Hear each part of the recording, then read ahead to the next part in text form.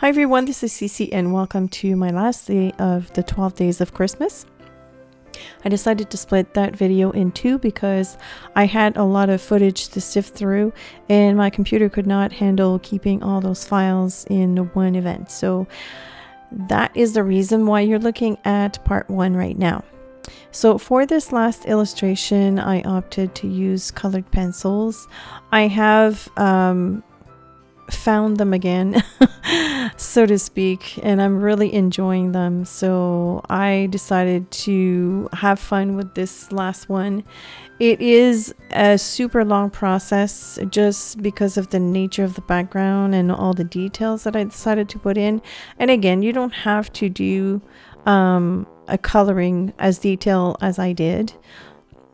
However, this is what I enjoy doing, so that's what I share with you. So this illustration was printed on Strathmore smooth Bristol cardstock from my printer, and I printed it. I kind of played with the white balance so that the line art would print in gray tone as opposed to stark black. And I am speeding through most of the footage except for when I am showing you how I actually colored the strands of hair, just because I thought it was important to see the flicking motion that I use. But most of the rest of the stuff is kind of sped up because it does become repetitive, and also I'm not showing coloring all of the hair and all of the hat, just because again it's the same thing, just maybe a different color or a different strand of hair. But I also started experimenting with different colors on faces. And so for this one, because there's going to be a lot of purples and blues in the background and on the dress, I decided to use a bit of blue to shade the face, and I really like it. Of course, I need to experiment some more. This was my first time doing it, so I will definitely introduce that later on in future art. And so this is my this is the first pass of color that I'm adding on the hair, and the way I designed this drawing, each the hair is kind of like divided into sections because I really wanted to have fun playing with that. And so I'm going to use 3 different colors of yellow. I'm going for kind of like a reddish goldish hair, and so I laid down my first medium color of yellow and then a darker yellow. And when this is what you're looking right now. This is that flicking motion that I was talking about. And I'm introducing this into the dress as well as onto the hat to create texture. And of course, I'm going to gradually move towards the yellow orange, and then maybe like a deep yellow ochre. And then eventually I will add some black shading to everything. But this is kind of like the first pass at each of the strands of hair. And so I slowed this one down so that you can see it. I'm also going to show you every color that I use to create these strands of hair, but they're all basically done the same way. I will also list the number of the colors of the pencils that I used.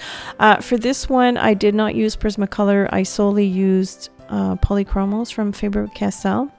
So I will list the number and the color names down below in the description. However, I'm not going to show them on screen because in certain spots I was kind of like using 3-4 different colors at the same time, and it just became so confusing to keep track of everything that I didn't. But you'll get the gist anyways. And if you are a Prismacolor user as opposed to Faber-Castell, then you'll have different numbers anyway. So, but I mean, every process, every step of the process is there for you to see.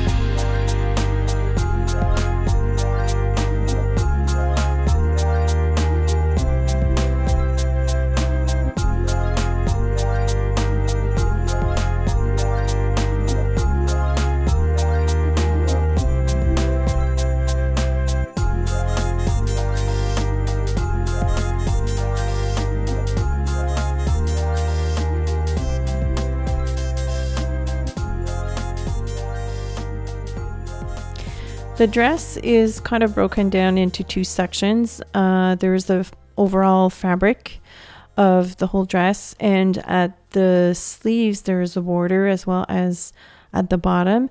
And so I decided to use two different color combinations for these. So the fabric of the dress is in shades of blues, and the band around the sleeve and at the bottom is more magenta purple-ish. The blue kind of finds its way here and there, but they are two distinct color combinations. In the final product, you'll see that they are quite different, although they're very close together in the color wheel. And again, I've introduced some texture with this flicking motion. This time it's straight up and down.